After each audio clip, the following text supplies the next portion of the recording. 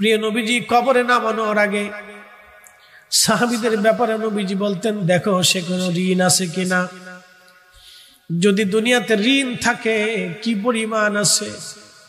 হুজুর ইয়া রাসূলুল্লাহ এই পরিমাণ ঋণ আছে, কে কে ঋণ পায়, অমুক অমুক পায়, ডাকো তাদেরকে। নবী বলতেন, তোমরা কি ক্ষমা করছো? কেউ করতো, কেউ করতো না। ধনী ধনী সাহাবীদেরকে ডেকে বলতেন, সাহাবীরা তোমরা কিছু কিছু দিয়ে তোমার ভাইয়ের ঋণ পরিশোধ করে তারপরে কবরে পাঠাও। আল্লাহর নবী বলতেন, সাহাবীরা ঋণ মওকুফ করে কবরে নামাও। আমার কোন সাহাবীকে ঋণ দিয়ে কবরে নামায়ও না, আমার কোন উম্মতরে ঋণ দিয়ে কবরে নামায়ও না। ঋণ মওকুফ করে কবরে নামাও, ঋণ মওকুফ করে কবরে নামাও। কবরে নামানো হলো 17 দিনের মাথায় পেট ফেটে সমস্ত শরীর থেকে গোশতগুলি বিচ্ছিন্ন হয়ে যাবে হাড় থেকে।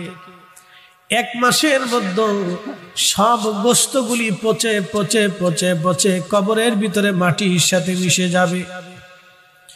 1 বছরের মধ্যে সব হাড়গুলি মাটির সাথে মিশে যাবে। আহা, কত বাহাদুরি মুহূর্তের মধ্যে শেষ হয়ে গেল।